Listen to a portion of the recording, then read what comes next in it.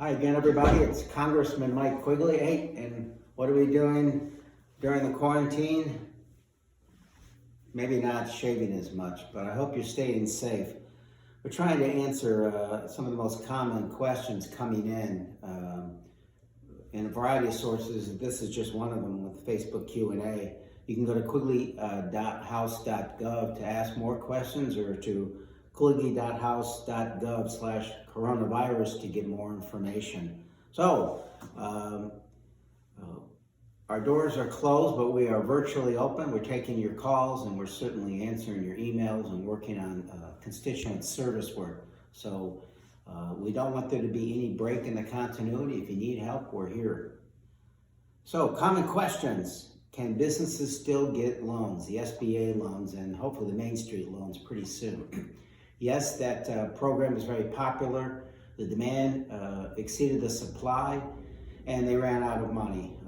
But we just went back a little over a week ago and replenished that program. So hopefully for the small business owners out there, your bank kept your loan in process and kept you in queue so you don't have to start all over again. Let us know how that's working for any of you. But in the meantime, if you haven't, you can still apply. And I'd like to think that we're going to go back soon, recognizing the extraordinary need. Probably sometime the week of May 11th, we'll go back to DC, and there'll be another CARES Act because, again, the need far exceeds what we're able to do so far. If you've already submitted your application, you should contact your lender and see where you are in that process. The EIDL loans and loan advances, the SBA, are not currently processing new applications, but they are moving forward with the old ones. When we'll be able to reopen our economy? I can't stress this enough. As you know, this is a public health crisis first. And until we get the virus under control, the economy is not going to go back to its full functioning self. It's quite possible and probable that very soon we're going to be phasing the economy open in stages with physical distancing in place, and hopefully a lot more testing, which is the key to this, testing and tracing. But until that happens, it's not going to be as safe, and it's not going to move as quickly as we'd like it to move. So we're on this, and we obviously recognize the need to fund our healthcare providers at the same time, because we have to address this again for what it is, a public health crisis. What we're trying to do with the CARES Act is not so much stimulate the economy as to save it and provide resources to healthcare providers, first responders, and protections that are necessary. Then we'll move forward as we can. I still haven't received my stimulus payment. What can I do? Well, you ought to have received it by now. The IRS has a portal on their website, irs.gov, particularly related to this, irs.gov/coronavirus. There's a Get My Payment tool. You can check the status of your payment. You should know that the IRS only updates your status once a day, and if you check on your status more than 3 times, they'll freeze you for a day. That's an anti-fraud measure, so don't think it isn't working entirely. But there are a lot of reasons why you probably might get a status not available message from this page.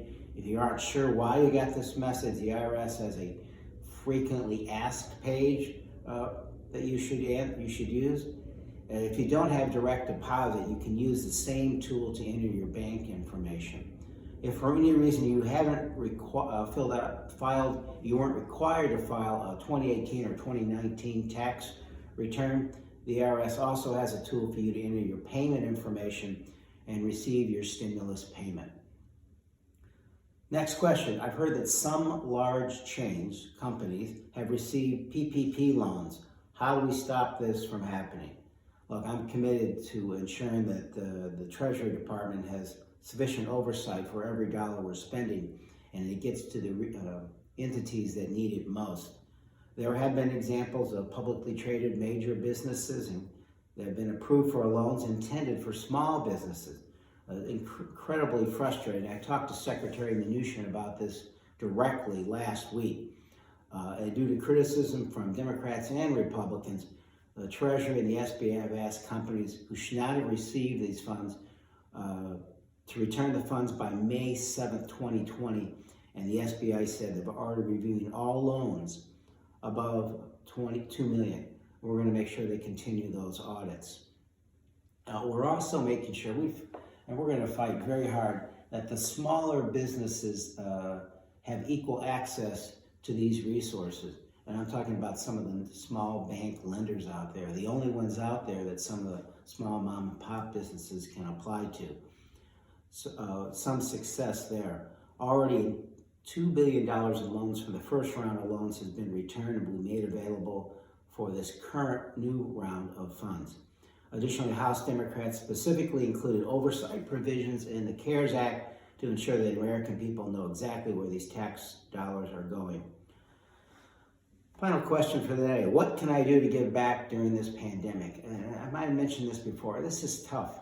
I mean, during a flood, we can fill sandbags and comfort each other. During a tornado, we can help pick up the pieces and, again, help each other get their life back to normal. In this crisis, it's far different. We're isolated physically and socially. So obviously the byword is we need to protect ourselves and to physically distance and to try to stay close socially.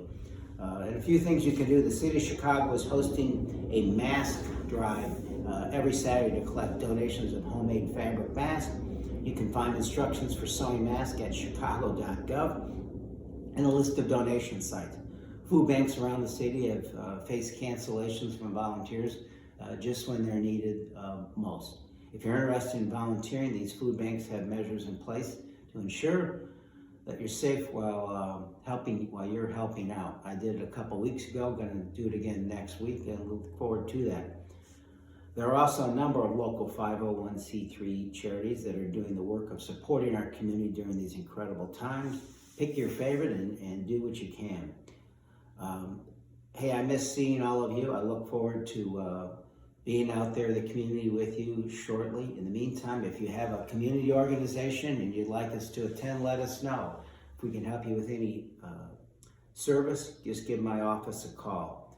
And remember, folks, stay close, but not too close. Be safe.